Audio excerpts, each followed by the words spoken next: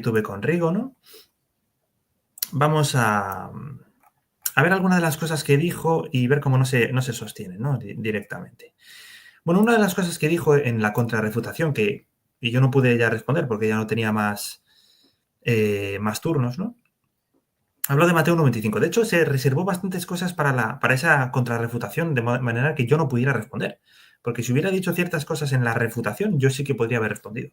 Pero hubo cosas que no mencionó hasta el final de todo. No sé si fue una estrategia, pero así lo hizo. Bueno, Mateo 1.25, ¿no? Dice, yo le dije que el eus o, que aparece aquí en Mateo 1.25, todos los casos donde aparecen en la Biblia implican un cambio de estado. Y él me dijo que no. Me dio dos ejemplos, ¿eh? Dos ejemplos en que esto no es así. Bueno, vamos a ver los ejemplos. Hechos 25, 21. Vamos a leerlo y a ver qué dice. A ver si es verdad que esto demuestra que el eus o no tuvo un cambio de estado. Hechos 25, 21.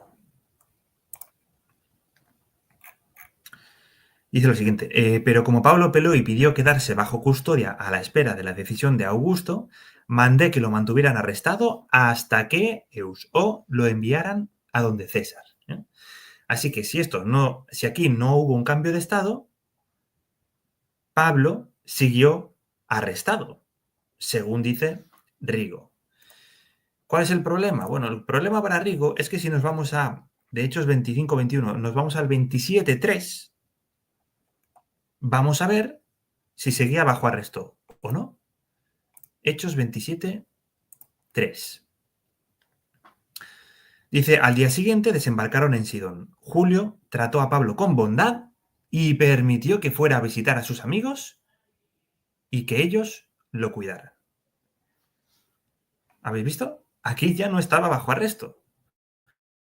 Con lo cual, el argumento de Rigo no tiene ningún sentido. Hechos 25-21 no demuestra que hay un eus o sin un cambio de estado. El segundo versículo que mencionó fue Salmo 122, 2. Bueno, ciertamente aquí no hay ningún cambio de estado, pero el problema está en otro lado, ¿no? Vamos a ver dónde está el problema, ¿no? Este es 120. Es que en algunas Biblias aparece en 123.2 y en otras en el 122.2, pero es el mismo versículo. Aquí vemos una página católica, aquí pone Biblia Católica, ¿no? Vemos que esta página es católica, primero porque pone Biblia Católica y segundo porque hay anuncios, ¿no? A ver cuando veis un anuncio en jw.org. Pero bueno, aquí sí que hay anuncios. Bueno, ¿qué dice?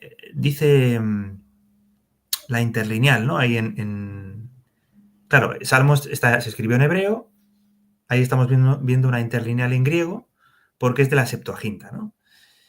Y si os fijáis, en el versículo 2 en griego, no viene en ningún lado ni la palabra eus ni la palabra o. De hecho, en la propia Biblia católica, de donde se está traduciendo, no dice hasta cuando Dios tenga piedad de nosotros. Dice cuando tendrá piedad de nosotros. O sea que aquí no aparece el hasta qué. O sea, ni siquiera aparece el hasta qué en español. Pero es que tampoco aparece el hasta qué ni en griego, en la Septuaginta, ni en hebreo. Así que, bueno, el equivalente al hebreo, ¿no? Pero el hasta qué no aparece aquí, el eus o. Por lo tanto, Rigo sigue sin tener ningún ejemplo del eus o donde haya un cambio posterior de estado. Así que este argumento totalmente se le cae a pedazos, está totalmente refutado. Luego dice, con referencia también al eus o, que el Códice Vaticano, que es el más antiguo que se tiene, que es de primera mitad del siglo IV, no aparece el eus o, sino que solo aparece el eus. Y es cierto, hay que decir que es cierto. Pero ¿significa esto porque sea el más antiguo que ya está, que lo que ponga ya es correcto sí o sí? Bueno, como acabamos de decir, es de mitad del siglo IV, lo cual quiere decir que es una copia de una copia de una copia de una copia.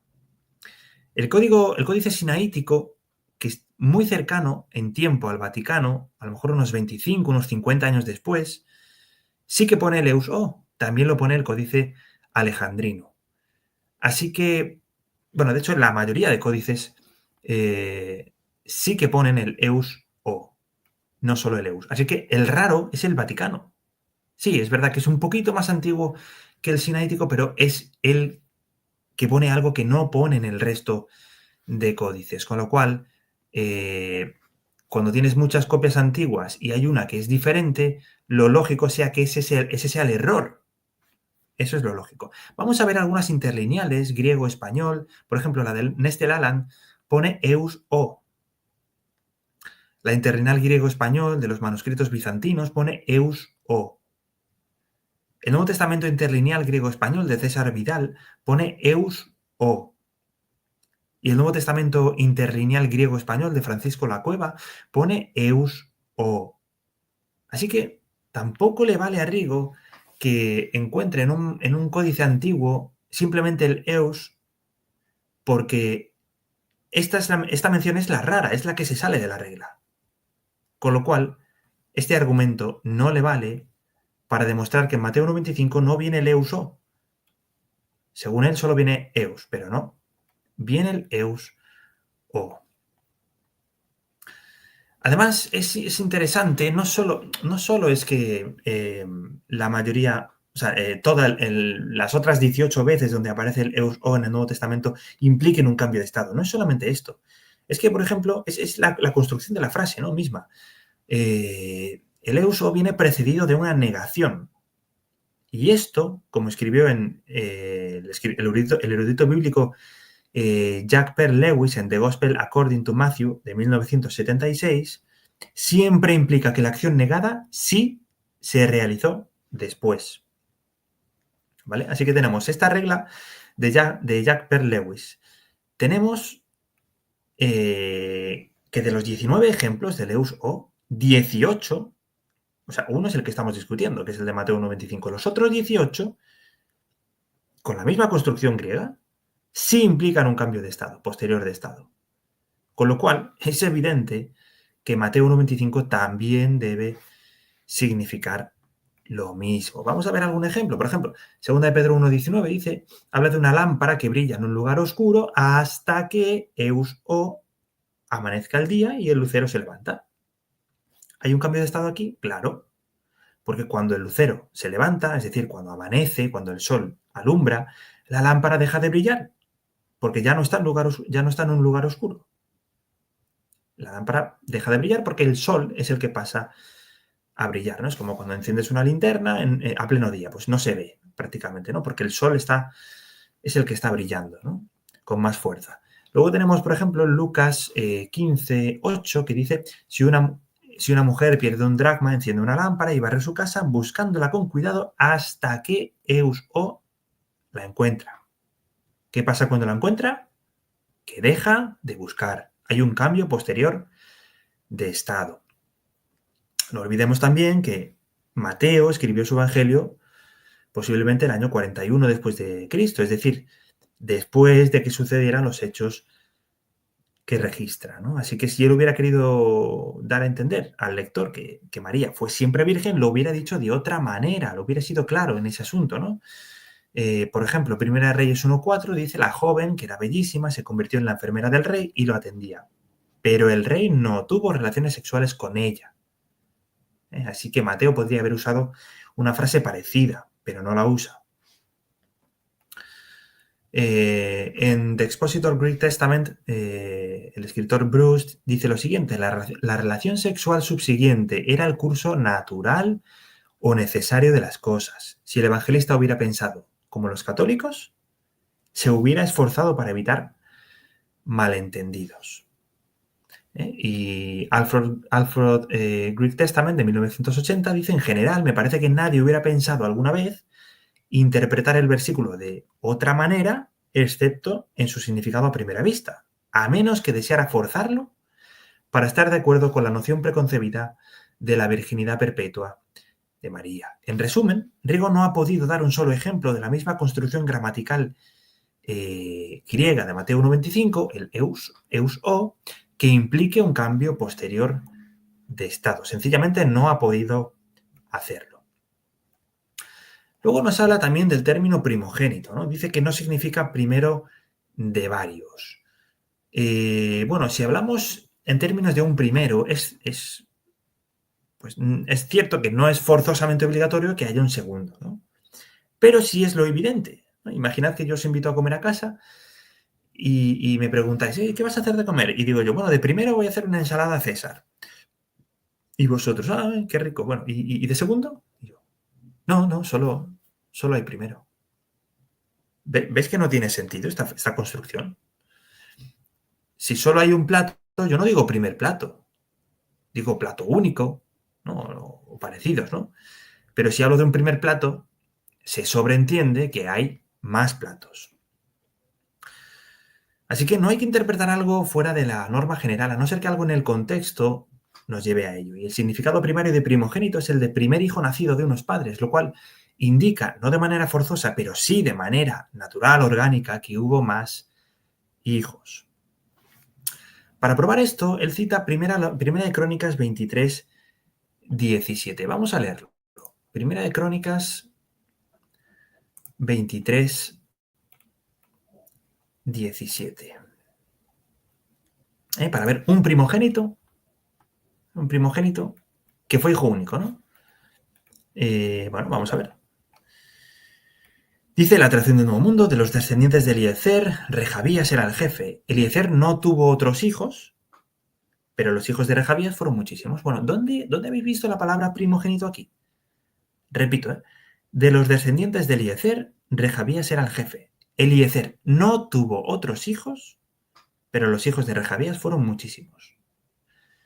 Yo no he visto la palabra primogénito aquí, pero a lo mejor estáis pensando, no, esa es la traducción del Nuevo Mundo, ¿no? Que lo pone así. Bueno, lo cierto es que las traducciones, bueno, muchas traducciones, no ponen primogénito, sino hijo, ¿no? De hecho, por ejemplo, la interlineal Logos Calogos y la interlineal de la Biblia hebraica Stuttgartensia, que es una traducción coordinada por Francisco La Cueva, no usa primogénito. Interlineal, no se usa primogénito. Se usa hijo.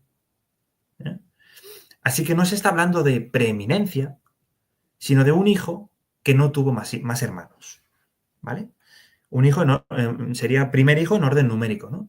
Pero no es primogénito, no es lo mismo, no es la misma palabra, no es el mismo significado de preeminencia. Saludos ahí, Daniel, saludos a Alejandro Ruiz, que están por aquí también. Así que aquí se está hablando en Segunda de Crónicas, en Primera de Crónicas, perdón, se está hablando de una persona que tuvo el primer hijo y que no tuvo más hijos, ¿vale? Hasta ahí bien. Pero no se le llama primogénito, no se usa ese término. De modo que Rigo sigue sin tener un solo ejemplo en la Biblia de que la palabra primogénito sea aplicada a una persona que no tiene más hermanos. Como explicaba en el debate, esto es evidente, saludos ahí, Trueno.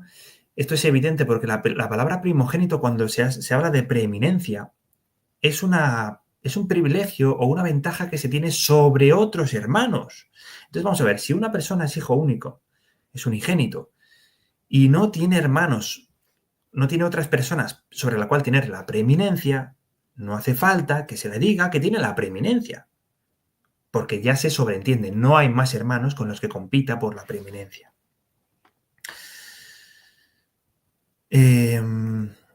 Muy bien, dijo Rigo que tenía que haber puesto toda la explicación del padre Luis Toro, donde dice que el Salmo 69.8, dice el padre Luis Toro que es un salmo mesiánico. Bueno, no hace falta poner toda la explicación, porque Luis Toro pasa a explicar de manera absurda un significado de madre, que es la nación de Israel y no sé qué. Bueno, da igual.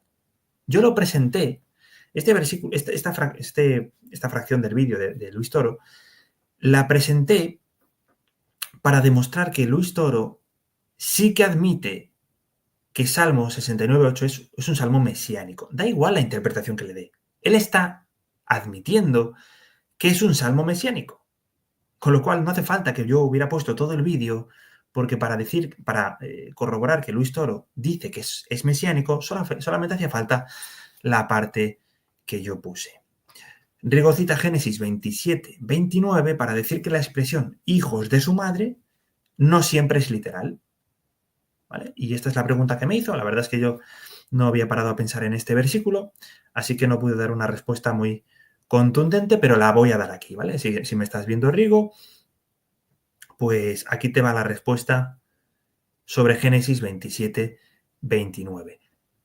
Aquí dice hijos de su madre a la madre de Jacob. Hijos en plural. ¿Cuántos hijos o cuántos hermanos tuvo Jacob? Uno, Esaú. Así que esto de hijos de su madre no es literal, dice Rigo. Bueno, lo cierto es que aquí cuando dice hijos se refiere a los descendientes de la madre de Jacob. Es decir, no solo Esaú, sino la prole, la descendencia de Esaú, ¿no? Las tribus que salieron, que descendieron de Esaú, a esto se está haciendo referencia, ¿no? Así que vamos a aplicar el mismo significado que le da Rigo, que dice que no es literal, no son hijos de su madre en plural, significa un solo hijo de su madre, aparte del que se está hablando, ¿no? Bueno, pues tomemos esto en cuenta, lo aplicamos a Jesús y tenemos que la madre de Jesús, María, tuvo un hijo aparte de Jesús. Ahí tenéis, o sea, Rigo está admitiendo que María no fue virgen, porque dice que Génesis 27:29 no se refiere a hijos en plural, muchos, sino solo uno, aparte de Jacob, ¿no? Entonces, aparte de Jesús, Salmo 69.8 dice que tuvo un hijo, según él, un hijo aparte de Jesús, lo cual demostraría que María no fue siempre virgen. Así que Génesis 27:29 no le vale para demostrar la virginidad perpetua de María. Como mucho le podría valer para decir que Jesús tuvo un hermano, pero si tiene un hermano ya habría dejado de ser virgen. Muy bien. En cuanto a la palabra Delfos, bueno, Rigo no me dio ningún ejemplo donde la palabra Delfos sea aplicado a un pariente distinto a hermano o medio hermano. Ni uno solo. ¿eh? En todo el Nuevo Testamento, a Delfos se refiere a hermano, a medio hermano o hermanos espirituales, pero eso ya es otro sentido, ¿no? No es hermandad física. En físico solo es ser hermano o medio hermano. Y Rigo no me supo dar ni un solo ejemplo de algo diferente. Sí que he visto que en otros debates da ejemplos de la palabra Delfos aplicado a diferentes parentescos, ¿no? Vamos a ver los ejemplos que él da, normalmente, ¿no? En mi debate no lo dio, pero bueno. Primero dice que a Herodías se le dice, se le aplica el término adelfos, Herodes de Herodías, ¿no? Pero ellos eran medio hermanos, con lo cual no es una acepción diferente a la que yo he dicho, hermanos o medio hermanos. Eran medio hermanos, pues ya está. Igual que Jesús, medio hermanos. Bien, él también menciona Romanos 9, 3 y 4, que la Biblia católica latinoamericana dice hasta el punto en que desearía ser rechazado y alejado de Cristo en lugar de mis hermanos. Me refiero a los de mi raza. Ellos son los israelitas. Y la Biblia de Jerusalén, católica también, dice lo mismo. Pues desearía yo ser yo mismo anatema, separado de Cristo por mis hermanos, los de mi raza, según la carne, los israelitas. Así que ¿a quién se está haciendo referencia aquí con la palabra Delfos? A los israelitas, es decir, a los hermanos espirituales. Sigue sin darme un ejemplo diferente a espirituales, medio hermanos o hermanos literales. Y el último que menciona es Juan 19:25, donde aparentemente dice él que se habla de la hermana de María, pero que como tienen el mismo nombre no pueden ser hermanas literales, tiene que ser otro parentesco. Bueno, este es el mítico argumento de las tres Marías, ¿no? Las tres Marías que estaban junto a Jesús en su ejecución, que según Rigo eran tres mujeres, ¿no? Lo cual parece ser que demostraría su punto. Pero lo cierto es que no son 3 mujeres, son 4 mujeres. ¿Bien?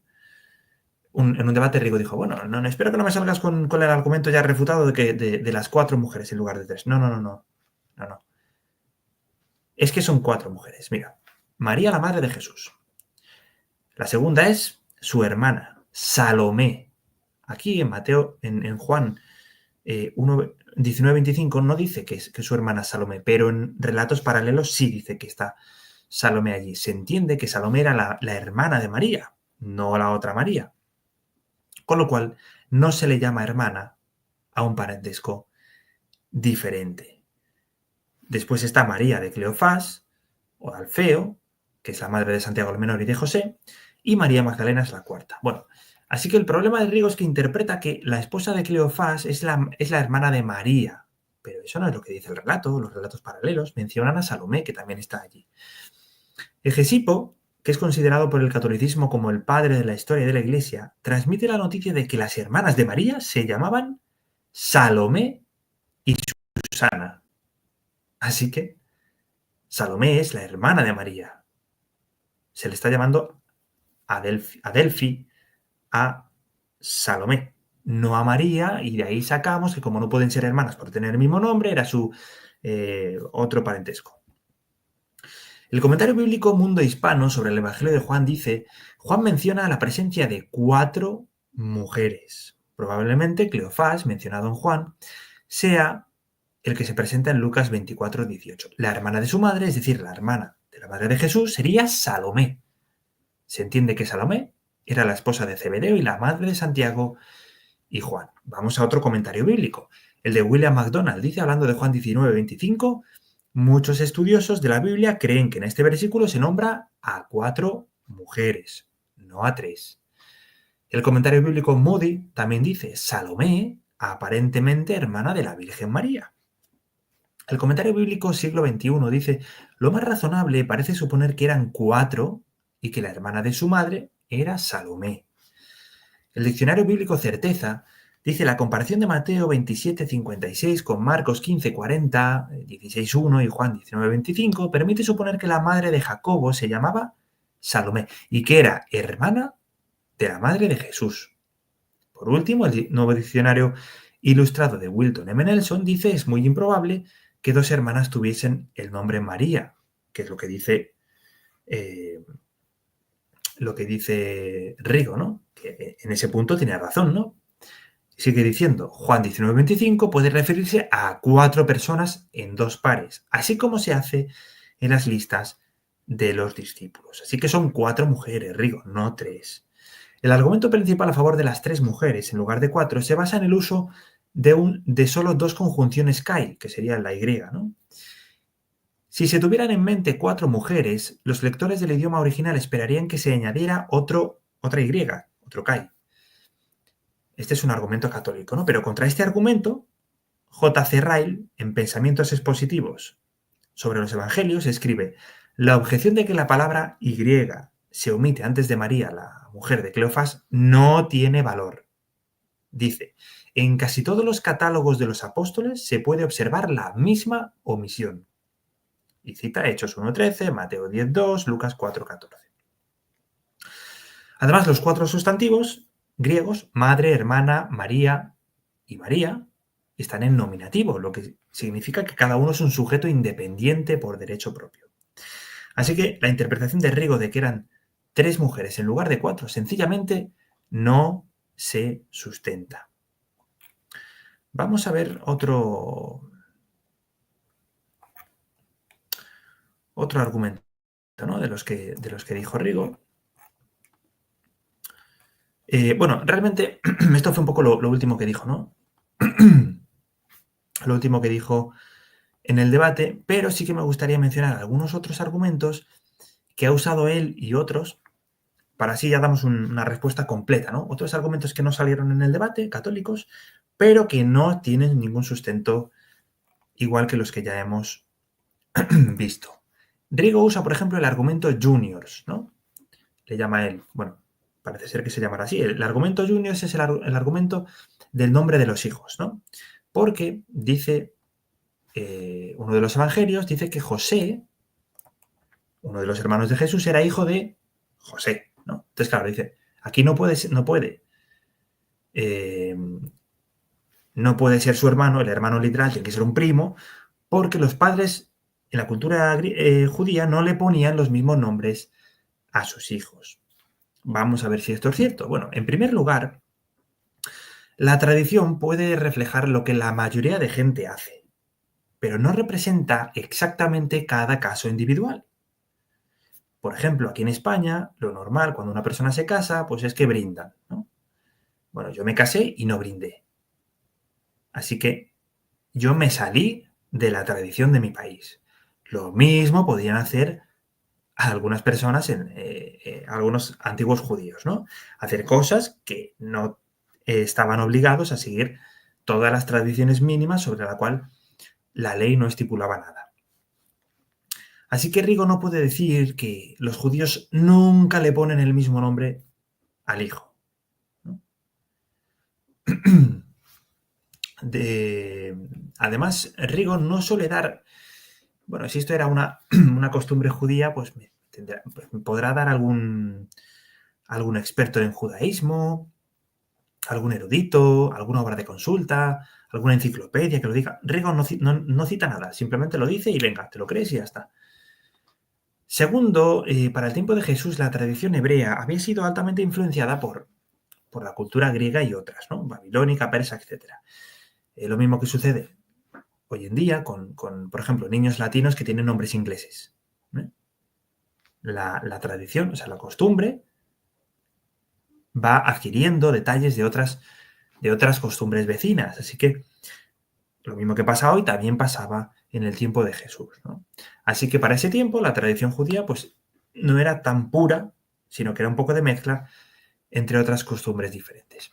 Pero tercero y más importante, y con esto ya derrumbamos el argumento juniors, es que Lucas nos cuenta que cuando iban a hacer Juan el Bautista le iban a poner por el mismo nombre que su padre, Zacarías. Claro, sus padres no quisieron porque el ángel le había dicho que le pusiera Juan. Pero sus vecinos y parientes, es decir, los judíos, dijeron, no hay nadie en tu familia que se llame así, Juan, ¿no? Porque ellos querían ponerle Zacarías. Así que la conclusión es clara. Para el tiempo de Jesús era aceptable ponerle a un hijo el nombre de su padre. Por tanto, José, de Mateo 13:55, puede hacer referencia al hijo de José el carpintero. Rigo diría, no, pero es que Zacarías le puso Juan. Claro, porque era un mandato divino, porque se lo había dicho el ángel. Pero los vecinos querían que se llamara Zacarías, lo cual demuestra que los hijos a veces sí que llevaban el nombre de su padre. Vamos a ver otro argumento que menciona Rigo de vez en cuando. Vamos a ver por aquí el número...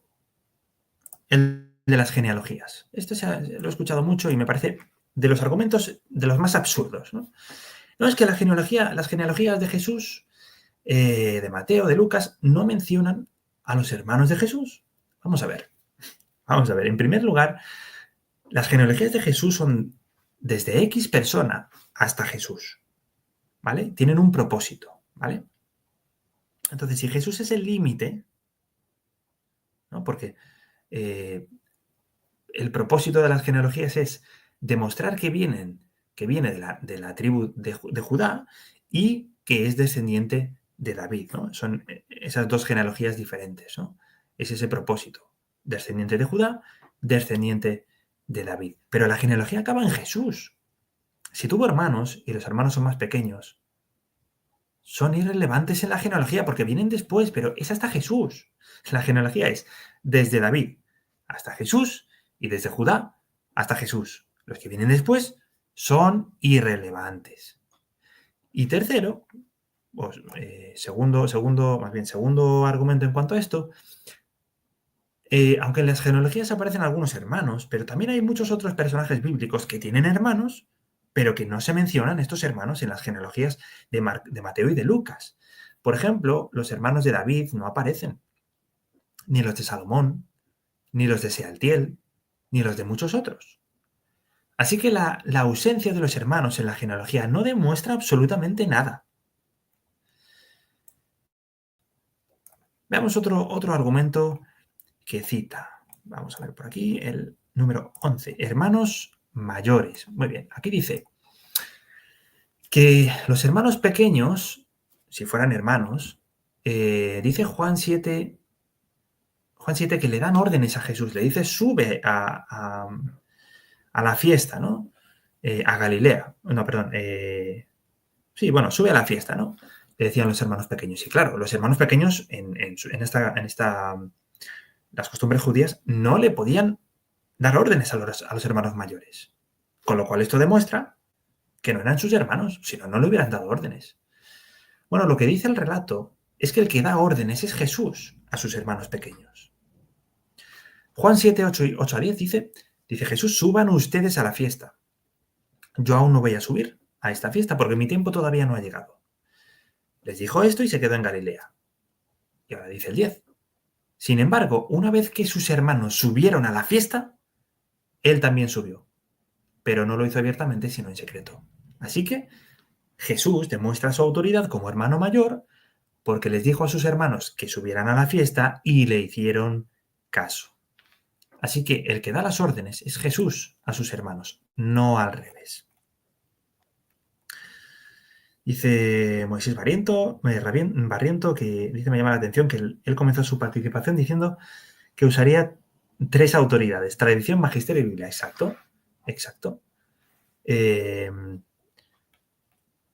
Tradición, bueno, realmente lo único que no...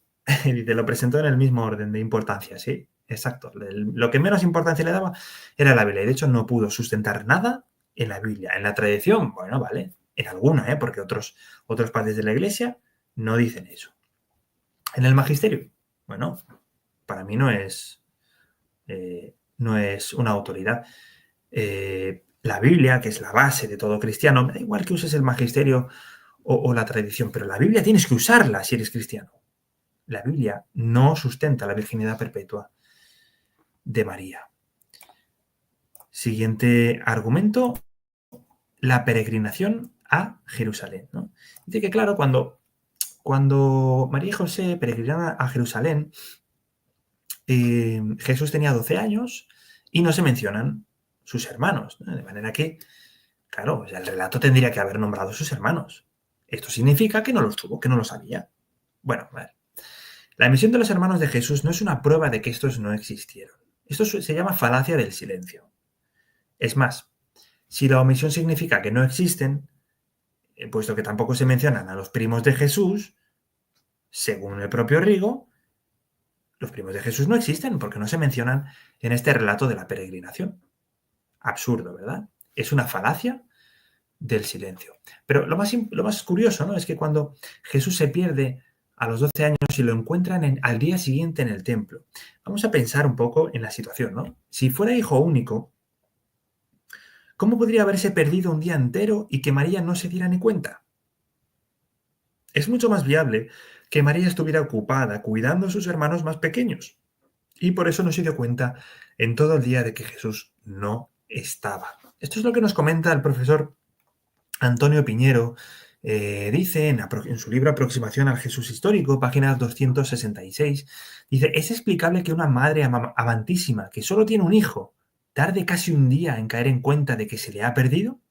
Parece, por el contrario, plausible que si su madre estaba ocupada cuidando a los más pequeños, no tuviera problema especial en pensar que su hijo mayor, Jesús, estaba en el grupo de algún amigo o pariente. Solo por la noche, al reunirse la familia, pudo caer en cuenta de su ausencia. Así que este argumento tampoco demuestra nada, es más, demostraría que María estaba ocupada cuidando a sus otros hijos pequeños, de manera que por eso no se dio cuenta de que Jesús no estaba.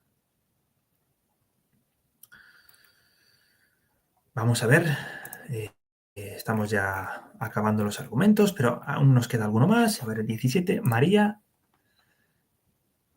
y la nueva arca de la alianza, dicen algunos, ¿no? Dice que María es la mujer de Apocalipsis 12.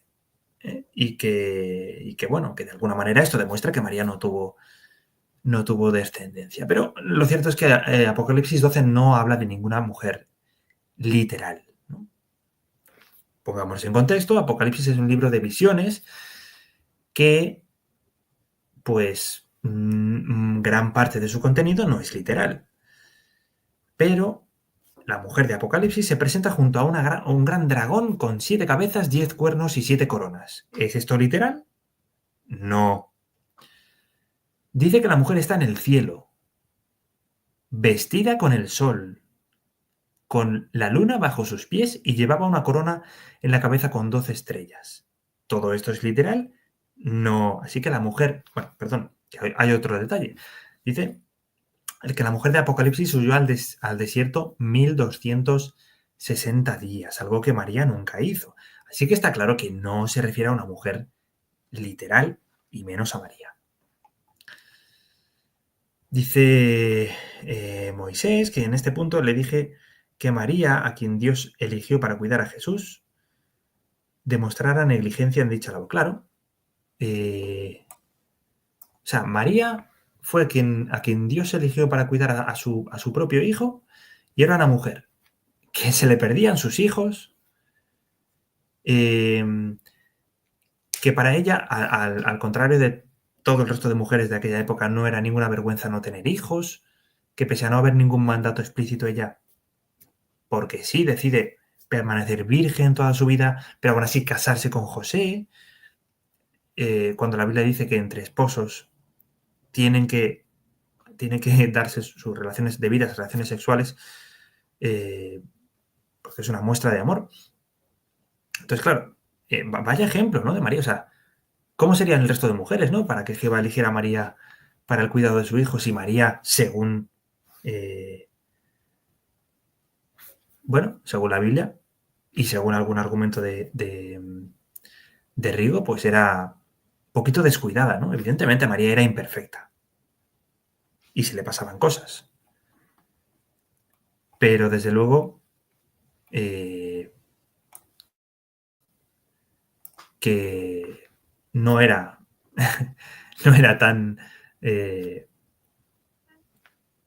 tan negligente como para que se le perdiera su único hijo, cuando este hijo era, pues, el propio Hijo de Dios, ¿no? Y vamos a ver un último argumento que dice Rigo a veces, aunque no lo dijo en el debate, pero bueno, es el destierro a Egipto y la muerte de Herodes, ¿no? Porque según algunos, pues Herodes murió en el año 2 después de Cristo, creo que es. Y claro, pues aquí habría tiempo para que hubiera tenido más hermanos cuando son desterrados a Egipto, ¿no? Pero lo cierto es que la fecha de la muerte de Herodes el Grande es un tema muy debatido, ¿no? Y hay pruebas de que murió en el año 1 antes de Cristo, ¿no? Y según la línea temporal que seguimos, Jesús habría nacido en el 2 antes de Cristo, con lo cual murió al año siguiente, así que no habría demasiado tiempo para que hubiera tenido hermanos. Hay muchos indicios, ¿no?, históricos y bíblicos que nos llevan a que el nacimiento de Jesús fue en el año 2 antes de Cristo, así que cuadra perfectamente. Muy bien, así que, pues, estos serían un poquito algunos argumentos que usan los católicos y que usa Rigo, ¿no? Como hemos visto, no ha podido quedar en pie ninguno de los argumentos de Rigo, pero me gusta el resumen de los argumentos católicos y de Rigo. Es que son excusas tras excusas tras excusas. Fijaos en esta conversación que yo podría tener con... Bueno, este es un poco el resumen, ¿no? El resumen sería, mira, Rigo, la palabra Delfos solo se usa para hermano. Ya, pero bueno, es que justo en el caso de Jesús es diferente, ¿no? Significa primo. Pero John Paul Meyer, un erudito católico, dice que adelfo no significa otra cosa que hermanos literales o medio hermanos. Bueno, este se equivoca, sí, sí. Oye, qué casualidad, ¿no? Y Mateo 95, que implica un cambio de estado, al igual que las otras veces donde aparece el eus o, No, no, no, es que justo en Mateo 25 no implica un cambio de estado, ¿no? Justo en este no. En el resto sí, pero aquí no. Oye, qué casualidad, ¿no? Y cuando se le llama a Jesús primogénito, que significa el primer hijo nacido, ya, pero bueno, es el primero, pero no hay más, no hay más, ¿no? Es el primero, pero no hay un segundo. Casualidad tras casualidad, ¿no? Y, y la palabra unigénito, ¿no? Que si es el primero, pero no hay más, ¿por qué no se usa unigénito? Que, que es una palabra que no se aplica a Jesús en cuanto a su familia terrenal, pero otros escritores sí lo hacen. No, bueno, es que Jesús, a ver, es que es primogénito de preeminencia. De preeminencia. Entonces, no se le puede atribuir el término preeminencia si es hijo único, porque no hay otros hermanos sobre los que tener preeminencia. No, bueno, es que en el caso de Jesús Jesús es Dios, es un caso único, ¿no? Bueno, bueno. La cultura hebrea era una vergüenza, ¿no? Para un matrimonio no tener hijos, ¿no? No, bueno, pero es que justo el caso de María y José era diferente, ¿no? O sea, todo es diferente para Jesús, ¿no? Todo es diferente. Cuando le da la gana, seguimos la cultura hebrea. Cuando no le da la gana, no la seguimos, ¿no? Pero Rigo, es que la Biblia dice claramente que Jesús tiene hermanos y hermanas y se dan los nombres de ellos. No, no, no, es que eran sus discípulos. Sus discípulos. Pero no pueden ser sus discípulos porque dice que los hermanos no eran creyentes. Bueno, entonces eran otros, ¿no? Serán los primos, a lo mejor. Pero hermanos no, ¿eh? Hermanos no. Pero Rigo, si la propia Biblia habla de los hijos de su madre en un salmo mesiánico. No, no, eso significa otra cosa, ¿no? Hijos de su madre significa otra cosa. ¿Te das cuenta que son excusas y excusas? Es que estoy seguro de que si en la Biblia hubiera un versículo que dijera y José tuvo sexo con María y fruto de ese encuentro María dio a luz a su cuarto hijo, le buscaría explicación a todo. No, no, es que ahí sexo significa otra cosa y bueno, el cuarto los números son simbólicos y así hacen los católicos. Es absurdo, ¿no? Es que es absurdo. O sea, nada significa lo evidente en el caso de Jesús. Su madre no es literal. O sea, hijos de su madre no significa hijos de su madre. Sus hermanos no significan sus hermanos. Primogénito no significa primogénito. Eus o no hay un cambio de estado, aunque las otras veces sí. Estos son los argumentos católicos. Si es que no tiene sentido, son excusas y excusas y excusas. Bueno, pues yo creo que ha quedado bastante claro, ¿no? En cuanto a la reacción de la gente del debate, pues yo lo entiendo, ¿no? O sea, ya lo dije antes del debate, que sabía lo que iba a pasar. Rigo ganó el debate. Bueno, a ver, ¿qué vamos a esperar en un canal católico? Somos 9 millones de testigos frente a creo que 1.300 millones de católicos. Pues es evidente, ¿no? Lo que va a pasar. Luego hizo una reacción Rodrigo Calvo, más católicos, dándole la razón a los católicos. Hizo una reacción Bobo Santum o Lacra Santum, pues más personas dándoles la razón.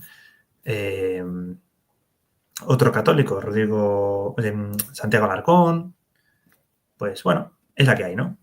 Sabemos que hacer un debate con católicos es un poco como darse cabezazos contra una piedra, ¿no? O sea, la gente, o sea, el 90% de la gente va a pensar que has perdido, hagas lo que hagas y haga lo que haga el católico, ¿no? Pero bueno, yo espero que os haya servido a vosotros para coger un poquito de argumentos, pues ideas de cómo responder y que hayáis aprendido alguna cosilla, ¿no?